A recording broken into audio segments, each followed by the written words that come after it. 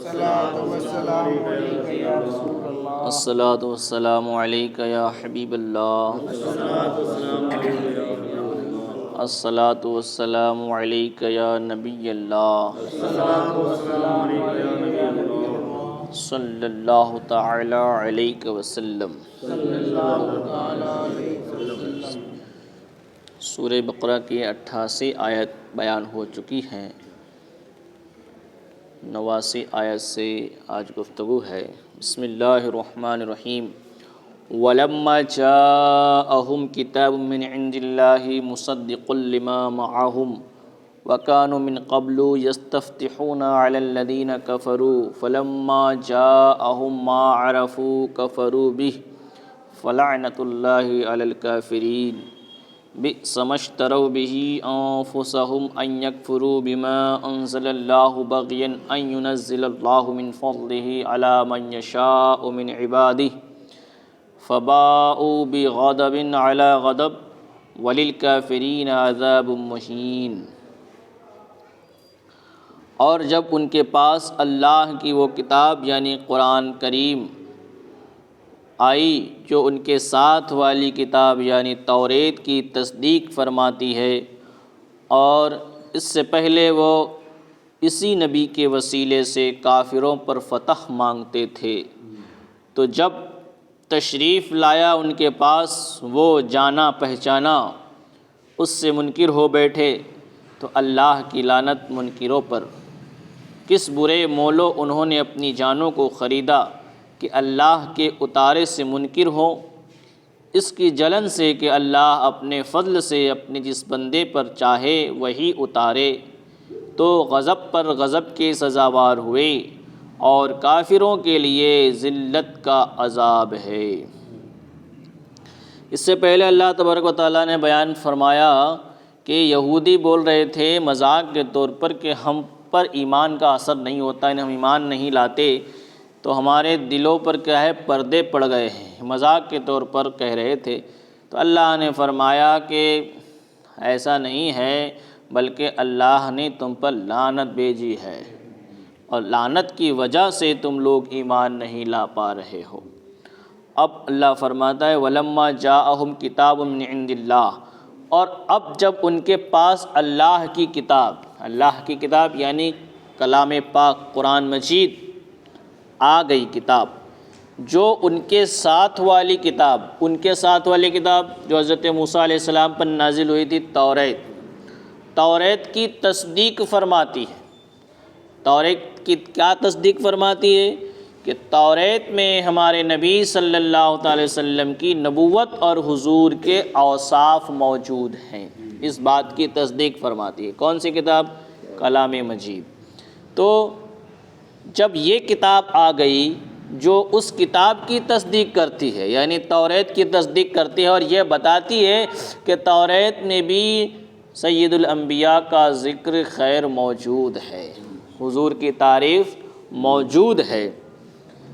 حالانکہ یہودی مان نہیں رہے، لیکن اللہ فرماتا ہے وَكَانُوا مِن قَبْلُ يَسْتَفْتِحُونَ عَلَى الَّذِينَ كَفَرُوا، اور اس سے پہلے وہ اسی نبی کے وسیلے سے کافروں پر فتح مانگتے تھے۔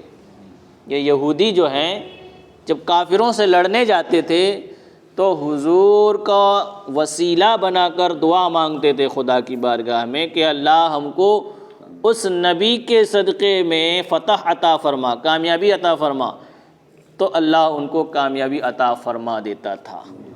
لیکن اب جب حضور تشریف لے آئے تو اب نہیں مان رہے ہیں، تو اللہ فرماتا وَكَانُوا مِن قَبْلُ يَسْتَفْتِحُونَ الَّذِينَ كَفَرُوا، اور وہ اس سے پہلے اسی نبی کے وسیلے سے کافروں پر فتح مانگتے تھے۔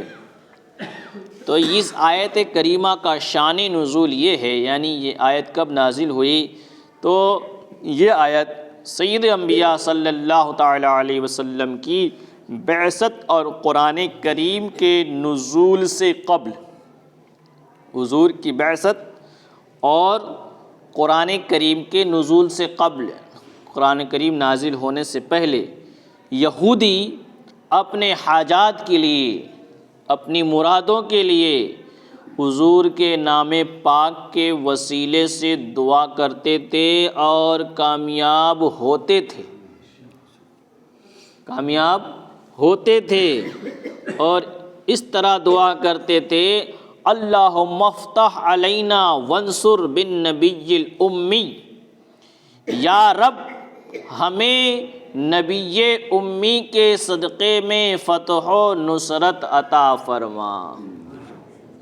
اب آپ دیکھیے، حضور ابھی تشریف لائے اور قرآن ابھی نازل نہیں ہوا، اس سے پہلے کی بات ہے کہ یہودی حضور کے نام کے وسیلے سے دعا مانگتے تھے، کافروں پر تو انہیں فتح مل جاتی تھی۔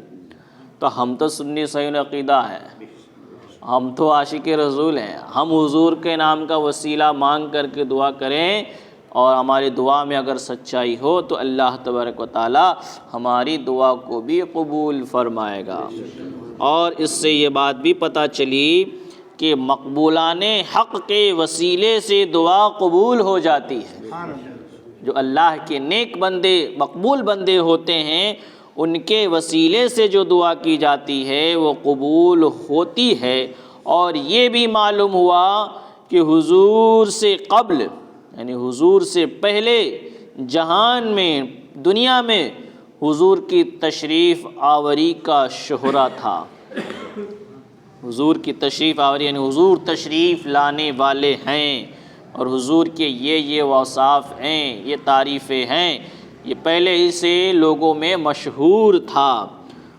اس وقت بھی حضور کے وسیلے سے خلق کی حاجت روائی ہوتی تھی۔ جب حضور پیدا نہیں ہوئے تھے تب حضور کے وسیلے سے خلق کی یعنی مخلوق کی حاجت روائی ہوتی تھی، ان کی تمنا پوری ہوتی تھی۔ تو حضور کے پیدا ہونے کے بعد تو اس سے اور زیادہ مزید فضیلت کے ساتھ مخلوق کی دعا قبول ہوتی ہے۔ اور یہ نہ سوچیں کہ حضور تو دنیا سے تشریف لے گئے اب دعا قبول نہیں ہوگی۔ نبی مرتے نہیں ہیں، نبی مرتے نہیں ہیں، وہ صرف خدا کے حکم کے پر پابندی کرتے ہیں۔ یعنی ان کو خدا کا حکم ہے کہ کل نفس ذائقۃ الموت، ہر نفس کو موت کا مزہ چکھنا ہے۔ تو چونکہ نفس یعنی جان جو ہے نبیوں کے پاس بھی ہے، تو انہیں بھی تھوڑی دیر کے لیے موت آنی ہے، تھوڑی دیر کے لیے موت آنی ہے۔ امام عشق و محبت فرماتے ہیں انبیاء کو بھی اجل آنی ہے۔ اجل مانے موت، انبیاء کو بھی اجل آنی ہے، مگر اتنی کہ فقط آنی ہے۔ پہلے والا آنی کا معنی الگ ہے، دوسرے والے کا معنی الگ ہے۔ پہلے والا کا معنی آنی، آنے سے ہے، آنا جانا، وہ انبیاء کو بھی اجل آنی ہے، ٹھیک ہے۔ تو اس کا معنی کیا؟ آنا ہے، یعنی موت آنا ہے۔ اور دوسرا والا جو آنی ہے وہ ایک لمحے کے معنی میں ہے، کہتے ہیں ایک آن قلعے میں آیا تھا پھر چلا گیا، آن، تو اسی سے آنی بنا ہے۔ وہ عربی لفظ ہے، الآن، عربی میں اس کو بولتے ہیں الآن، الآن اجیتا، ابھی تم آئے، اس طرح عربی میں بولتے ہیں۔ تو آنی، آنی کا معنی ہوتا ہے ایک لمحہ، ابھی۔ پھر تو فرماتے ہیں انبیاء کو بھی اجل آنی ہے، مگر اتنی کہ فقط آنی ہے، یعنی ایک لمحے کے لیے، پھر اسی آن کے بعد، وہ آن مطلب وہی وقت، تھوڑا سا وقت، پھر اسی آن کے بعد، پھر اسی آن کے بعد ان کی مثل سابق وہی جسمانی ہے۔ انبیاء کو بھی اجل آنی ہے مگر اتنی کہ فقط آنی ہے، پھر اسی آن کے بعد ان کی حیات، پھر اسی آن کے بعد ان کی حیات مثل سابق، پہلے کی طرح، سابق مانے پہلے کی طرح، مثل سابق وہی جسمانی ہے، پہلے کی طرح پھر وہی ان کی جسمانی زندگی ہے۔ اور اللہ کے رسول نے فرمایا انما حرم اللہ علی الارض ان تأکل اجساد الانبیاء، اللہ نے زمین پر حرام فرما دیا ہے کہ وہ نبیوں کے جسموں کو کھائے، زمین پر ہی حرام فرما دیا کہ نبی کے جسموں کو کھائے، یعنی زمین کے اندر بھی طاقت نہیں کہ وہ نبیوں کے جسم کو نقصان پہنچا سکے۔ تو حضور ابھی بھی باحیات ہیں، غلاموں کے خواب میں بھی آتے ہیں، اور حضور کا خواب میں آنا گویا کہ حقیقت میں آنا ہے۔ ایسے بہت سے واقعے ہیں، حضور خواب میں آئے اور حاجت روائی فرمائی۔ تو کہنے کا مطلب یہ ہے کہ جب حضور کے تشریف لانے سے پہلے جب مخلوق کی حاجت روائی ہوتی تھی تو آنے کے بعد بھی ہوتی تھی۔ کیسے ہوتی تھی؟ ایک پیالے میں 70 صحابہ پیتے تھے، انگلی سے پانی نکلتا تھا تو 1500 صحابہ پی لیتے تھے، خود بھی پیتے تھے، برتے بھی تھے، جانوروں کو بھی پلاتے تھے۔ تو یہ سب کیا ہے؟ حاجت روائی ہے، حاجت روائی ہے کہ ایک پیالے میں 70 آدمی پیے اور بھر جائے پیٹ۔ اور پھر حضرت ابو ہریرہ پیے تو حضور فرمائے پھر پیو اور پیو اور پیو، 3 بار پیا کہ یا رسول اللہ اب نہیں پی سکتا۔ تب حضور نے اسے پیا، تب ختم ہوا۔ حضرت ابو ہریرہ کو کھجور والی تھیلی عطا فرما دی تو کہا اسے کھول کے مت دیکھنا۔ تو کئی سالوں تک حضرت ابو ہریرہ تھیلی میں سے کھجور نکال کے کھاتے رہے۔ حساب لگایا جائے تو ٹنوں کا حساب ہوتا ہے، ٹنوں کا حساب ہوتا ہے۔ حضرت جابر کے گھر کچھ ہی آٹا تھا، حضور کی دعوت کی، کہا یا رسول اللہ چھوٹا سا بکری کا بچہ ہے، آپ تشریف لائیے، اور تھوڑا آٹا ہے تو میں دیکھ رہا ہوں کہ آپ بہت دنوں سے بھوکے ہیں، تو میں چاہتا ہوں کہ آپ کی دعوت کر دوں۔ تو حضور نے فرمایا ٹھیک ہے دعوت قبول ہے، لیکن میرے ساتھ میرے صحابہ بھی آئیں گے۔ کہا یا رسول اللہ آٹا تو تھوڑا سا، یہ بکری کا بچہ ہے۔ کہا تم چلو اور اپنی بیوی سے کہہ دینا کہ محلے کی عورتوں کو بھی بلا لے پکانے کے لیے۔ حضور تشریف لائے، کھانا پکایا، لعاب دہن ڈال دیا آٹے میں، سالن میں ڈال دیا، کہا ڈھکن کھول کے مت دیکھنا۔ روٹی پکتی رہی، کھاتے رہے، سالن پکتا رہا، کھاتے رہے۔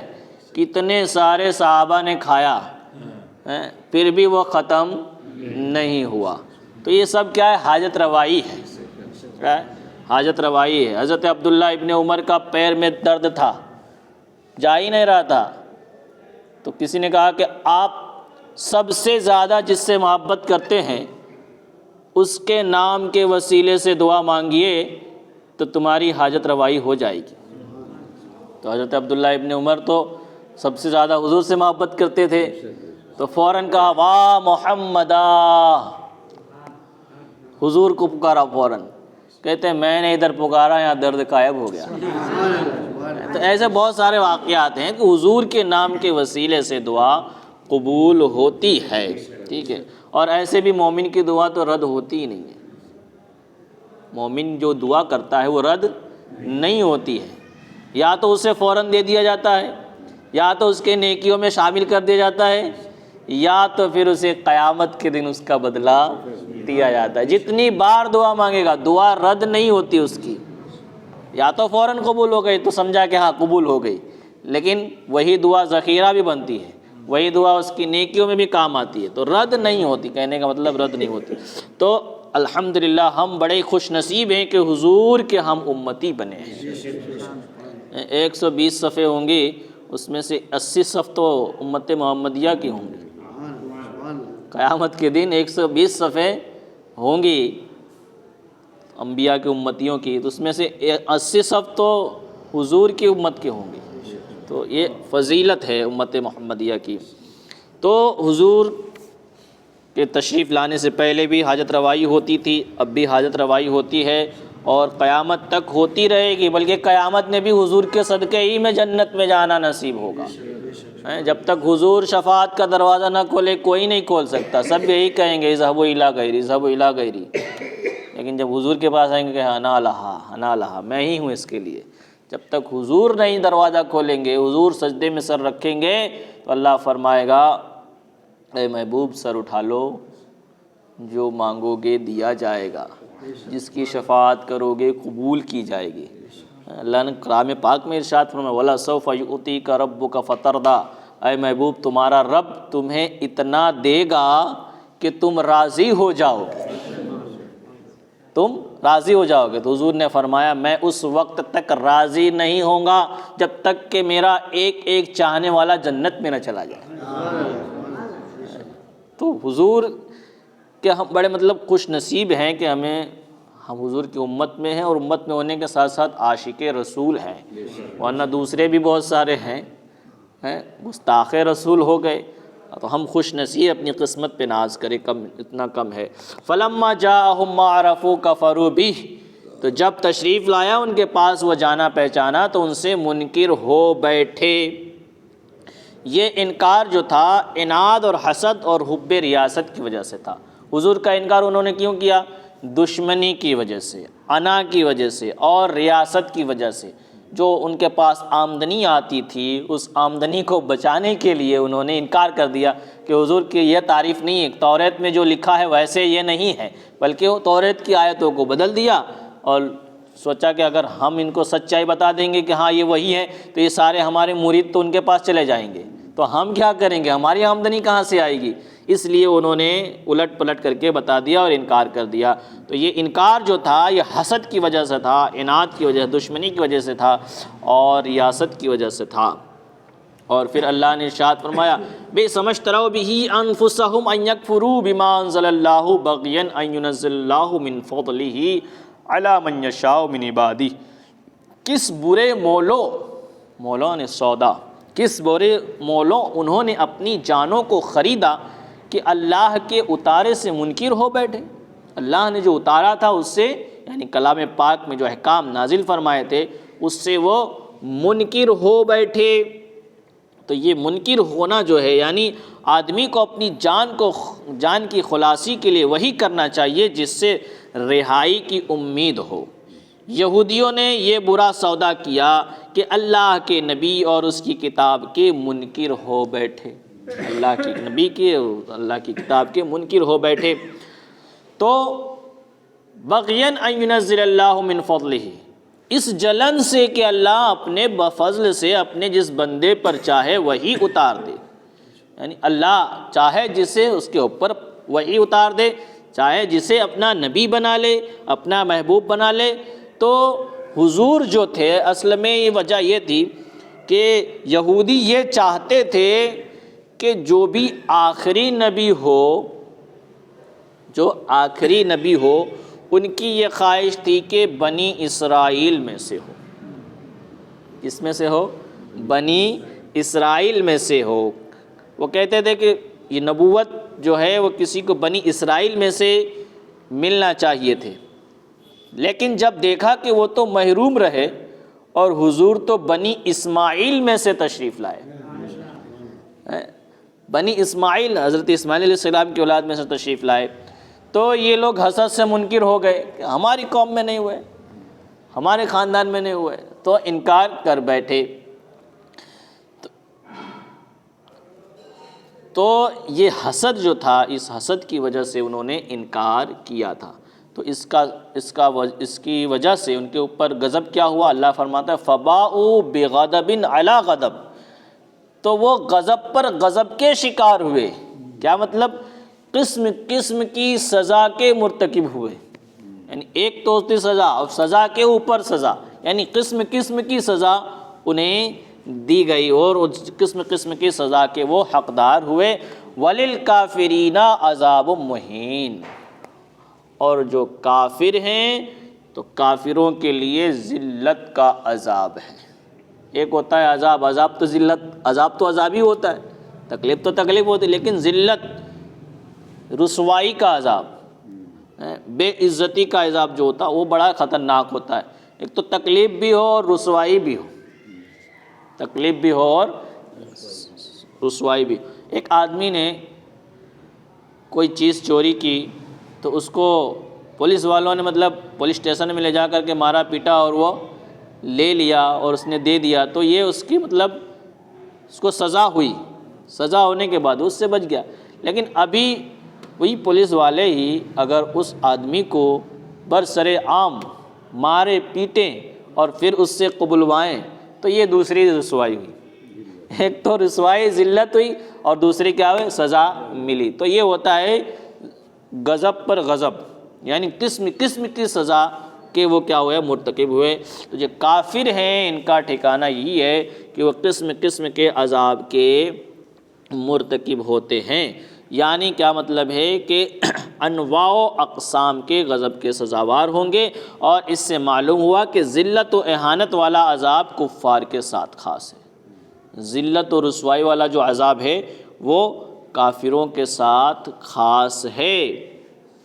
مومنین کو گناہوں کی وجہ سے عذاب ہوگا، کبھی تو ذلت و اہانت کے ساتھ نہ ہوگا۔ مومن کو جو عذاب ہوگا وہ ذلت اور رسوائی کے ساتھ عذاب نہیں ہوگا، تو کافروں کو جو عذاب ہوگا وہ ذلت اور رسوائی کے ساتھ ہوگا۔ اللہ تعالیٰ فرماتا ہے کیونکہ مومن کی یہ شان ہے، مومن کی کیا ہے؟ شان ہے کہ اس کے لیے عزت ہے۔ تو جس کے لیے عزت ہوتی ہے اس کو ذلت نہیں دی جاتی، سزا دی جائے گی لیکن ذلیل نہیں کیا جائے گا۔ ایک لفنگے نے اگر کوئی غلط کام کیا تو اس کو سب کے سامنے اچھالا جاتا ہے، لیکن کسی شریف انسان سے وہ غلطی ہو گئی تو اس کو سمجھایا جاتا ہے اور اس کو سزا بند روم میں دی جاتی ہے تاکہ لوگوں کو پتہ نہ چلے۔ تو مومن جو ہے، مومن کو سزا ذلت کی نہیں ہوگی، رسوائی کی سزا نہیں ہوگی۔ کیوں؟ کیونکہ اللہ خود ارشاد فرماتا ہے وَلِلَّهِ الْعِزَّةُ وَلِرَسُولِهِ وَلِلْمُؤْمِنِينَ، عزت اللہ کے لیے ہے، رسول کے لیے ہے اور مومنین کے لیے ہے۔